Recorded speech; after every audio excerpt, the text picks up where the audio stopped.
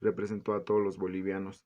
Este hecho ha producido un quiebre histórico a los procesos de colonización vividos en el país, desde la invasión de los españoles, continuando por los ingleses, los franceses y luego los Estados Unidos de Norteamérica.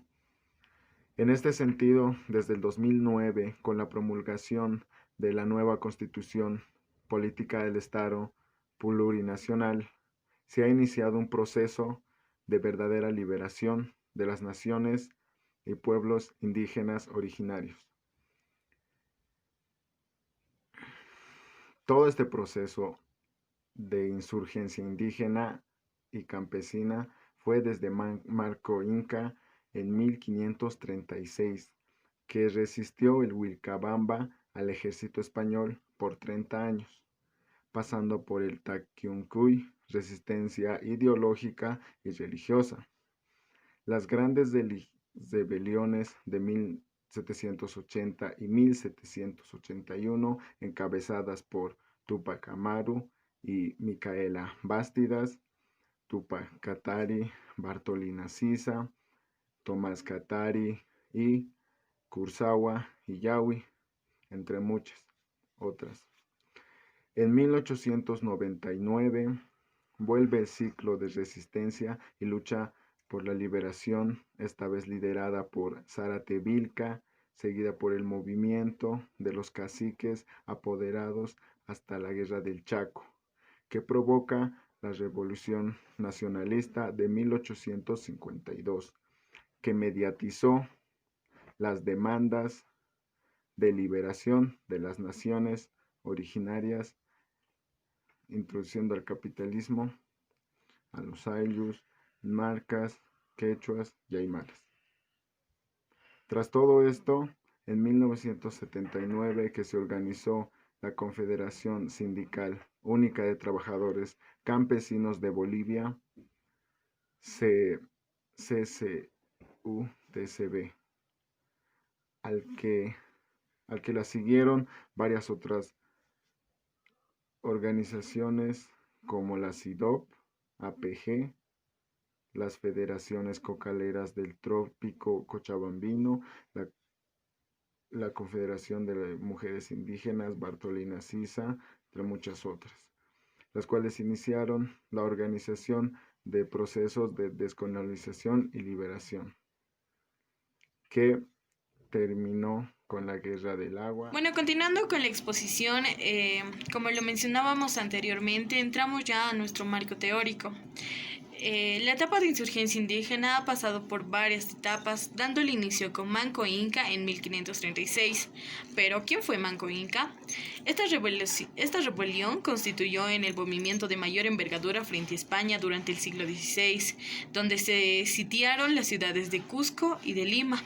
Aparecieron grupos insurgentes en todo el país, donde murieron aproximadamente 2.000 españoles conquistadores, incluidos 2 de los Pizarro, además de decenas de miles de indígenas y esclavos africanos que respaldaban a los hispanos.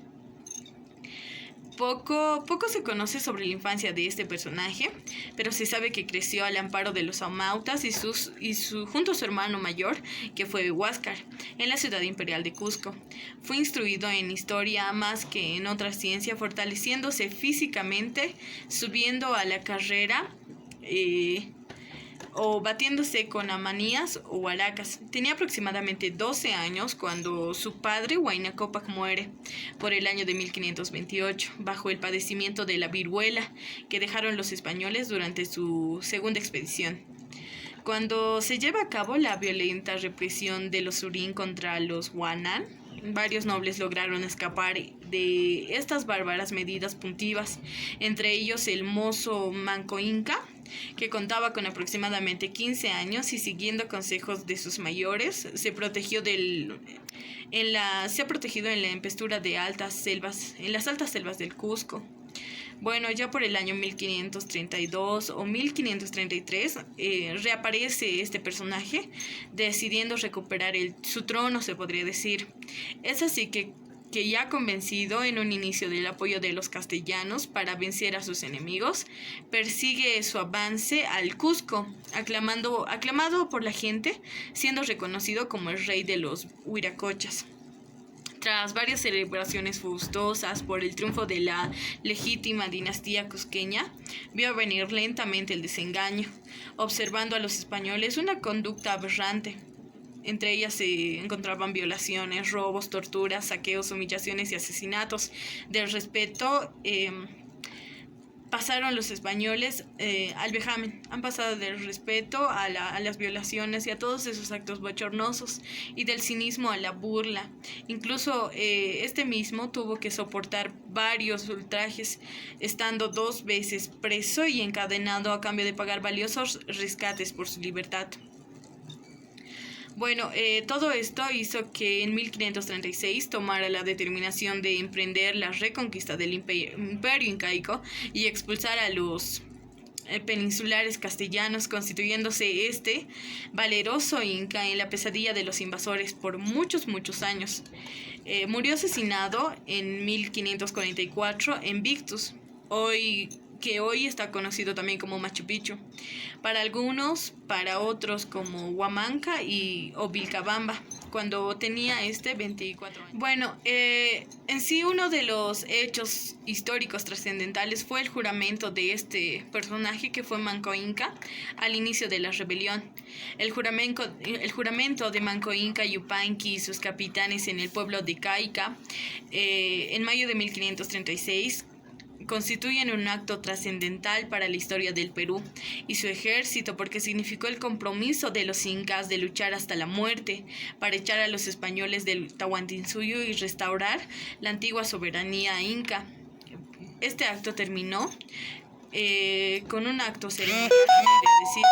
El Omasuyo sacerdote es nombrado capitán general del ejército imperial y Paucar Humán como maestro del campo. Bueno, la concentración de las fuerzas incaicas fue en los primeros días de mayo de 1536.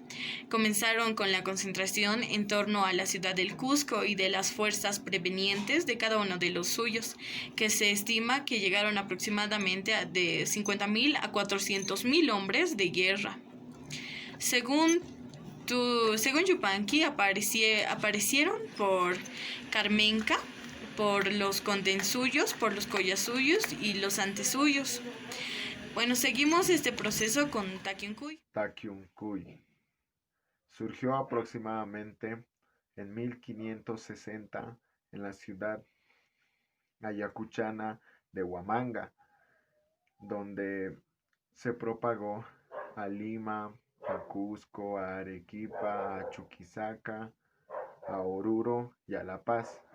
Se trató en un principio de lo que se ha llamado la rebelión de los Huacas, es decir, como un movimiento religioso que propugnaba el rechazo del Dios cristiano impuesto de manera violenta a la población indígena andina como consecuencia de la conquista española.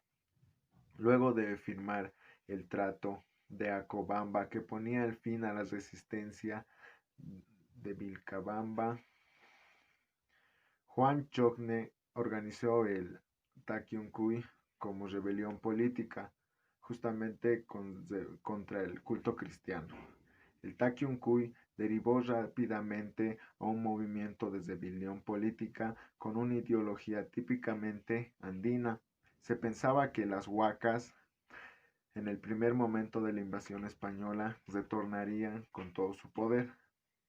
La rebelión fue duramente reprimida por el visitador Cristóbal de Albornoz, con quien colaboró el futuro cronista Felipe Huamán Poma de Ayala. Se llevó a Chocne y a los líderes espirituales a Cusco, donde deberían de rechazar en acto público sus creencias. Las mujeres participantes fueron recluidas en conventos, los curacas fueron multados por su participación en la sublevación. El movimiento en pocos años declinó. Se estima que se declinó en 1572, pero La esperanza revivió en el folclore y en círculos intelectuales. Durante mucho tiempo fue olvidado, fue rescatado por la historiografía peruana en un estudio de Luis Millones de 1964 y desde entonces ha sido motivo de constantes revisión y análisis. Ha llegado a comprender varios problemas en la sociedad peruana.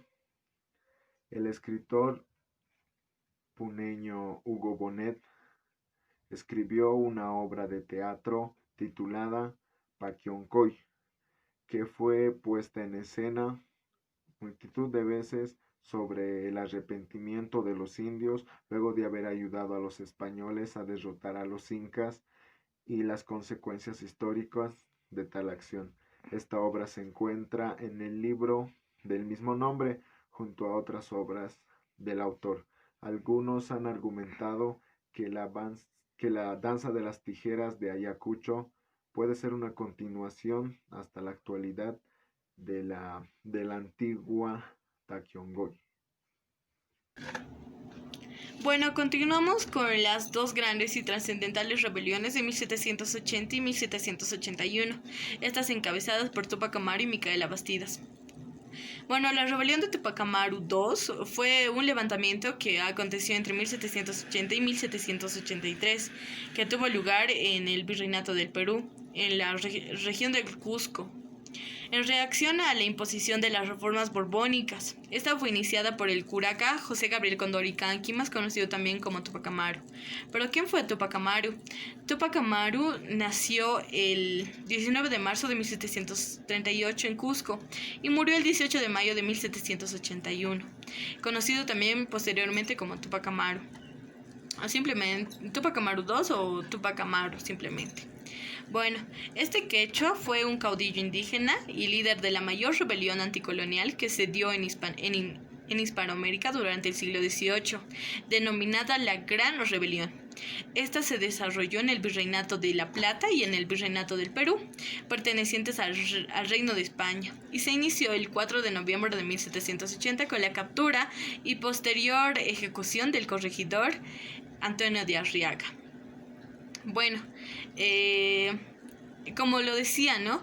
Encabezó el mayor movimiento de corte indígena e independiente en el Virreinato del Perú. Fue el primero en pedir la libertad de toda Hispanoamérica y de cualquier dependencia que esos países podrían tener, tanto de España como de su monarca, implicando esto no solo la mera separación política, sino la eliminación de todas y las diversas formas de explotación indígena, la mita, la minería, el reparto de mercancías, los obrajes, de todo. Bueno, de todos los acontecimientos alcalables y las de las aduanas también. Bueno, el 14 de noviembre de 1780 además decretó la abolición de la esclavitud negra por primera vez en la misma hispanoamericana. El 16 de noviembre de 1780 su movimiento constituyó un parteaguas. Esto debido al cual de las autoridades coloniales eliminaron, o sea, todo lo que ha hecho lo han eliminado, y a la ya escasa clase indígena noble, y acretaron la represión contra lo andino, ¿ya? Y el siglo XVIII representó el tiempo de mayor represión económica sobre el campesinado indígena. Se observa en su máxima expresión el sistema del reparto de mercancías mediante el cual los corregidores obligaban a los indios a comprar bienes, y de paso, si esto fuera poco, los vendían a precios demasiado elevados. El reparto del tributo indígena y la mita minera oprimían la economía colonial a fin de satisfacer las demandas de metrópoli. Dado esto, la rebelión de Túpac Amaru influyó para la independencia del Perú. En todo este contexto, el recuerdo de la historia y los símbolos del imperio incaico dentro de la población indígena surgió como modelo de alternativa frente a un sistema económico que las perjudicaba en muchos sentidos. Bueno, la rebelión que fue en las cercanías del Cusco fue el 4 de noviembre de 1780, durante o después de una fiesta de Tungazuca, donde Tupac Amaru era cacique. Él y sus partidarios apresaron a Antonio Arriaga, corregidor de Tinta, y lo mantuvieron cautivo por 6 días hasta finalmente ejecutarlo públicamente. Y lo mantuvieron cautivo. Después de haberlo cautivo, ¿no ves? 6 días lo han matado públicamente. Pero antes de hacerlo, Tupac Amaru lo convenció de que pidiera a algunos españoles que le llevaron dinero para rescatarlo, o sea, que llame a los españoles para que los rescaten, para que den una recompensa de dinero. Tupac Amaru se movilizó por áreas rurales, logrando muchos adeptos, principalmente entre los indígenas y mestizos, pero también de algunos criollos. El 17 de noviembre arribó al pueblo de Sangaraga, en donde las autoridades españolas del Cusco y de las áreas cercanas habían colocado una fuerza de 900 hombres aproximadamente. El ejército de Tupac Amaru, que había crecido hasta varios miles de hombres, los derrotó en la batalla de Sangaraga. El visitador español José Antonio de Areche actuó en respuesta al levantamiento de Tupac Amaru, moviendo tropas desde Lima y desde lugares tan lejanos como Cartagena de Indias, logrando reunir a unos 17,000 hombres. Muchos de ellos fueron indios auxiliares. Posterior eso, en esta cronología, el 27 de febrero de 1781, los rebeldes, en venganza por la ejecución de Tomás Catari, masacraron a 1 o 2 millares de personas en Chuquisaca, asesinando a hombres, mujeres, niños, religiosos, a todos por igual. A finales de febrero de 1781, las autoridades españolas comenzaron a operar con ventaja, y en la noche del 5 al 6 de abril de 1781 el ejército virreinal asestó el golpe definitivo a los sublevantes en la batalla de Cocheyape. Tupac Amaru II se retiró a Combapata, pero fue traicionado por el criollo Francisco de Santa Cruz, quien lo entregó a los realistas junto a toda su familia. Posteriormente, el 15 de mayo fue sentenciado a muerte y el 18 de mayo fue forzado a presenciar la ejecución de su esposa y sus 2 hijos. Más tarde se le intentó descuartizar vivo, atando cada una de sus extremidades a sendos caballos, ¿no? Como todos saben, de manera infructuosa. Finalmente, sus verdugos optaron por decapitarlo y posteriormente despedazarlo. Más tarde, el virrey mandó a repartir las partes de Tupac Amaru en los pueblos que apoyaban esta rebelión para intimidar a la población, para causarles un poco de miedo, ¿no?, a todas las personas que compartían esta ideología con Tupac Amaru. El decreto de Areche, que siguió con la ejecución de Tupac Amaru II, incluyó la prohibición de la lengua quechua y el uso de las ropas indígenas, y virtualmente cualquier mención o conmemoración a la cultura incaica y de su historia. Muchos indios y mestizos se sublevaron al estar endeudados con los comerciantes españoles, a los que asesinaron donde les encontraban. Pero, por ejemplo, así sucedió cuando los mineros recibieron a los mensajeros de Zapa Inca y su teniente Damaso Catari. Bueno, así varias rebeliones que hacen a este personaje, Tupac Amaru, un personaje representativo, ¿no?, en toda esta rebelión india, en todas nuestras raíces. Continuamos con la rebelión de Micaela Bastidas. Micaela Bastidas. A su vez, Micaela Bastidas Puyucawa fue una prócer de la independencia hispanoamericana. Jugó un importante papel en la historia del Perú, al defender sus ideales de justicia y libertad hasta su trágica y despiadada muerte en manos de los españoles. El 25 de mayo de 1770, poco antes de cumplir 16 años, se casó con el mestizo descendiente de la nobleza incaica José Gabriel Condorcanqui. Condorcanqui era un descendiente directo por línea materna del último inca Tupac Amaru, En 1764 fue nombrado cacique de los territorios que le pertenecían como herencia.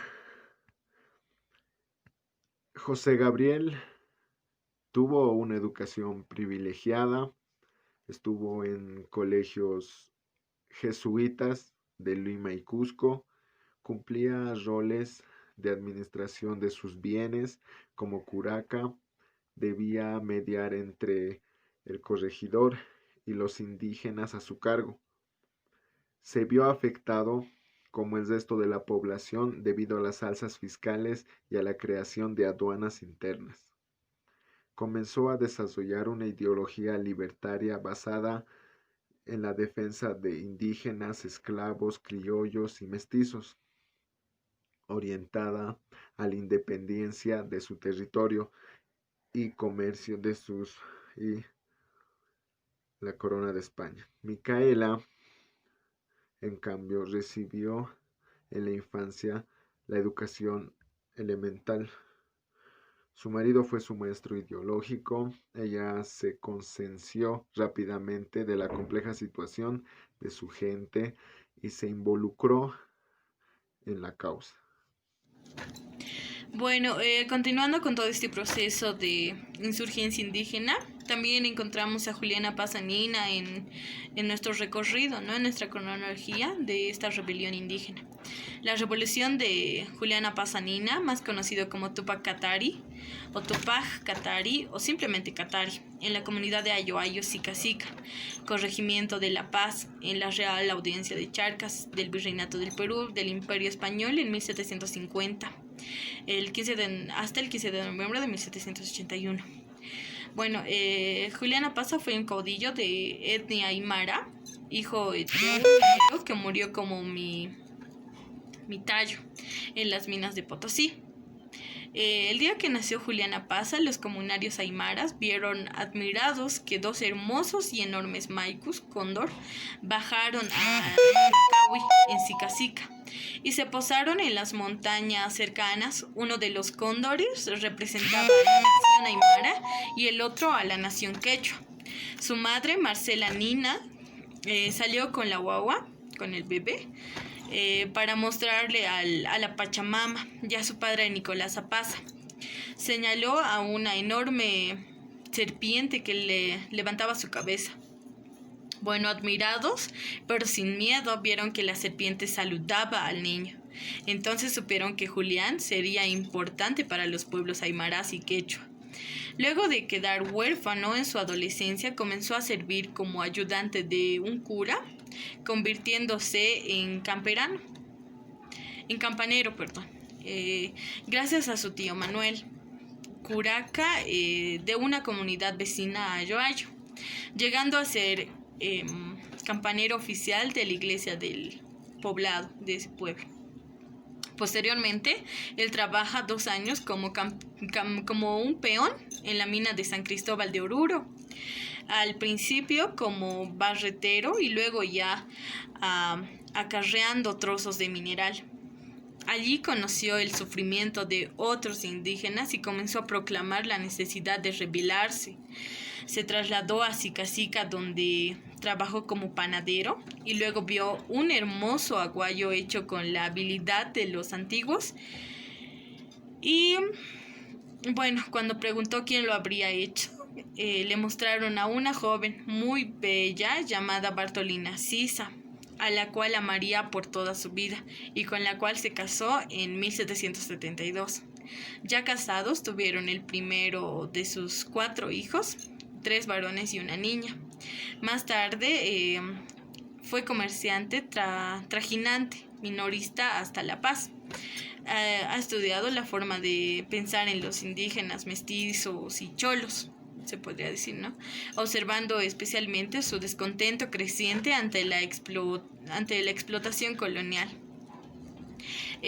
Fue apoyado también por su lucha con su esposa Bartolina Sisa y su hermano menor, que fue la señora Gregoria Pasa.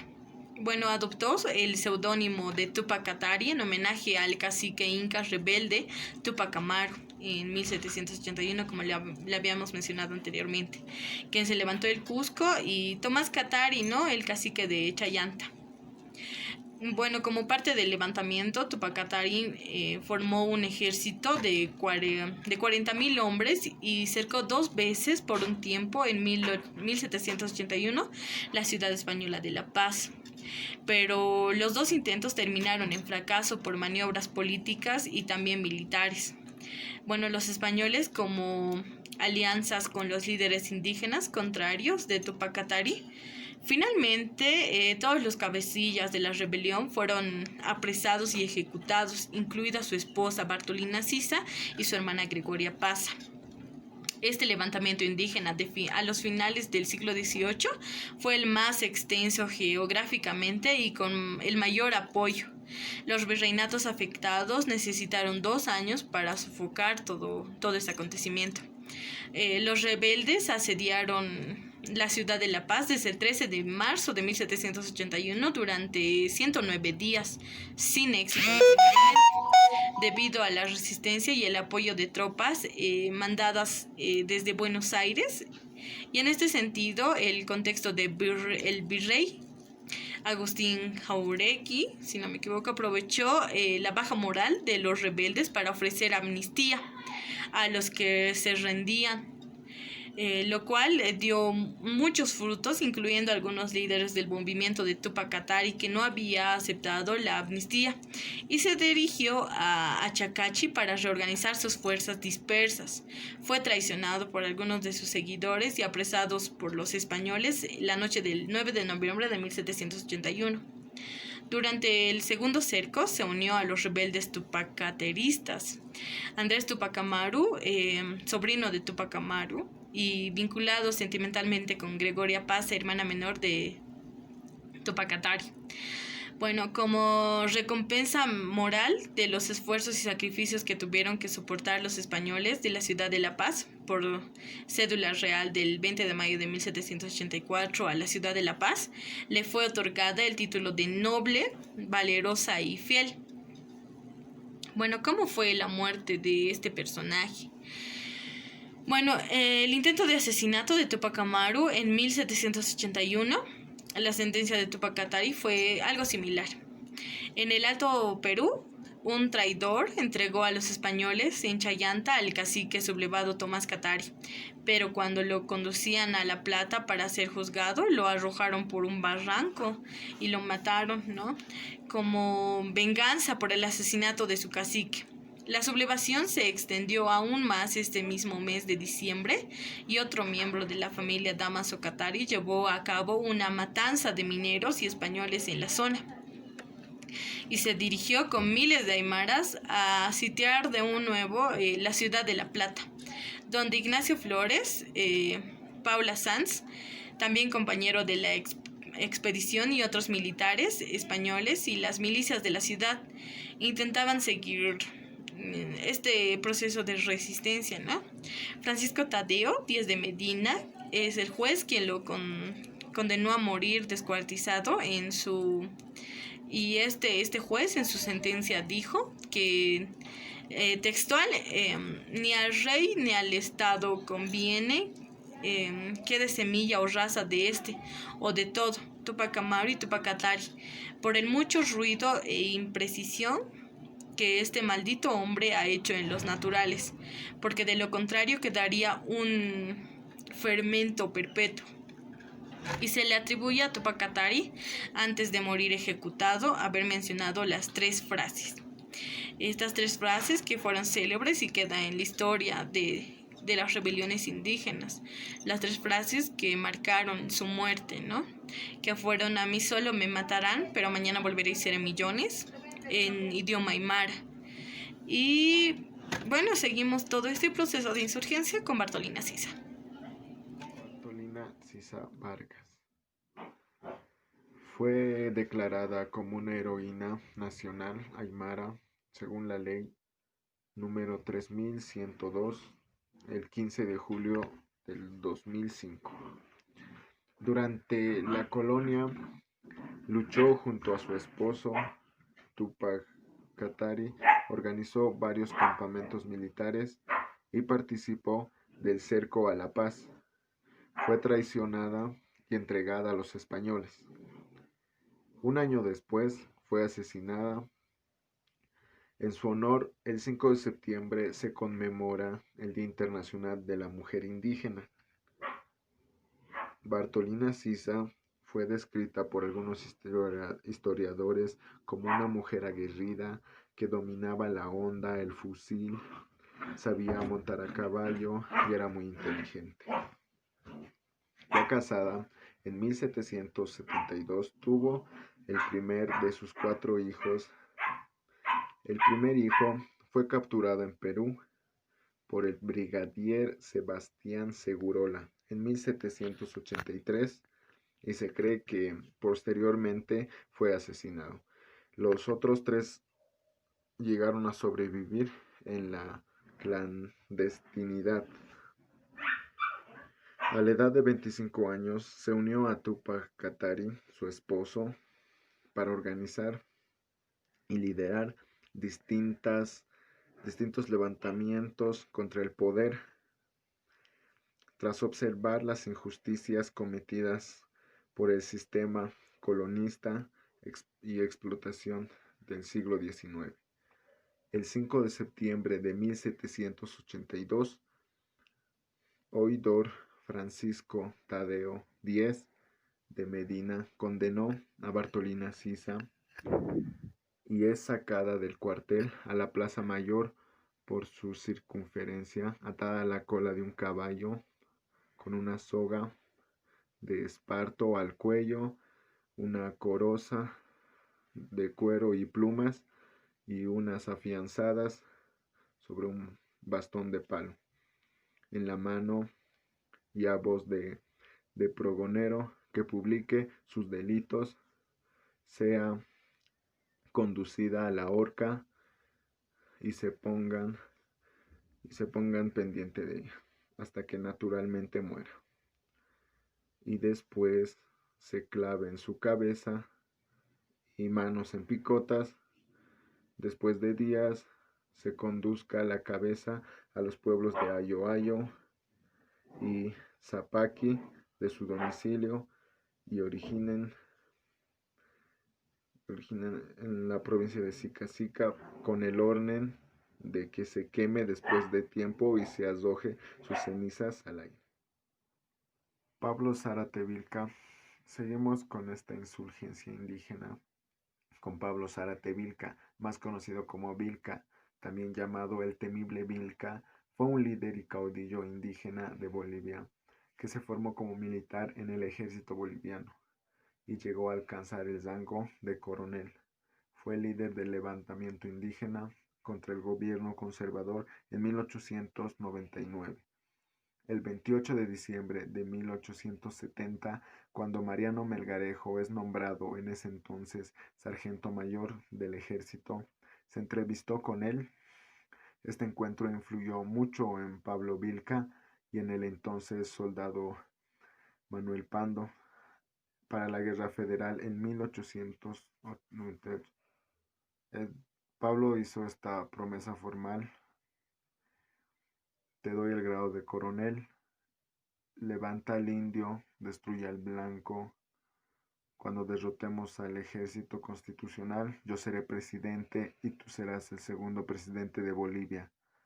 Y devolveremos la tierra al indio, la tierra que le ha arrebatado el general Melgarejo. En consecuencia, al ingresar a la guerra, el líder comunero exige la liberación de los colonos, la participación de los quechuas y de los aymaras en el gobierno y la restitución de las tierras comunales que les fueron usurpadas. El temible Vilca se organiza y con pequeñas unidades y con poderosas masas. Vilca usó una incesante lucha de guerrillas dirigida por Maicus, que ganaron mucha experiencia en el enfrentamiento contra las tropas conservadas. Las fuerzas originarias armadas de palos, cuaras, piedras, sables, machetes y varios con armas de fuego. La proclama de Caracollo.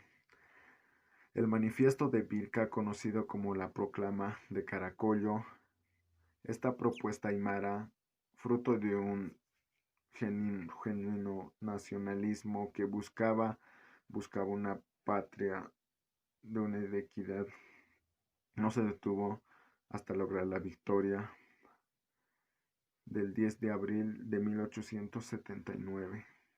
Vilca impulsa la fundación en Peñas del gobierno comunal, que nombra al Jaturnino Juan Lero como presidente. El levantamiento aymara tenía como objetivo, por lo menos así se conoce en el primer gobierno indígena de Peñas, la constitución de un gobierno indígena, la restitución de tierras a sus dueños originarios y la guerra contra las corruptas minorías dominantes. Esta medida fue tomada como amenazante a la independencia nacional e integridad nacional, ya que se planteaba como una administración autónoma a Bolivia. Este sería uno de los motivos por el cual fue encarcelado. Posteriormente entra a Oruro con 50,000 aymaras a los que en cabeza les dice que mandaban tierras. Y ahí fue protegido por el ejército federal, que tenía comunicación a las provincias. Apresamiento y muerte. Luego Vilca junta líderes hablares y ven a Vilca como una amenaza. Con tantas revueltas, por tanto, todos los líderes, incluido Vilca,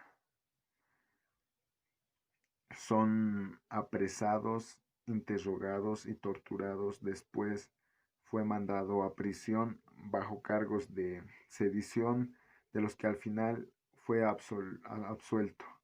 Permaneció 4 años en la cárcel de Oruro, donde salió por el amotinamiento del 10 de mayo de 1903.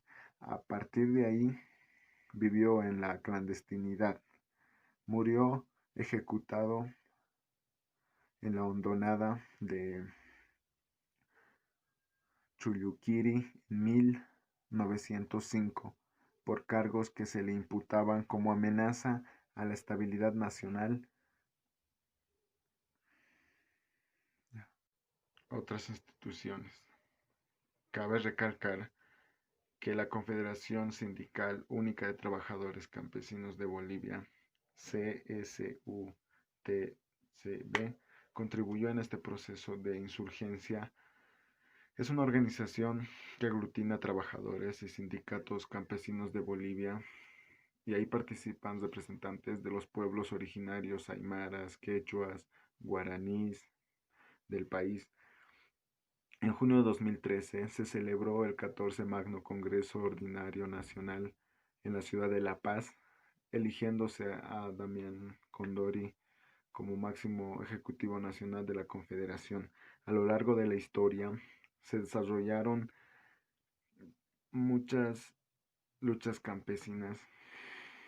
En 1953 se realizó una reforma agraria como consecuencia de la Revolución de 1952, que significó la recuperación de la tierra por parte de los indios.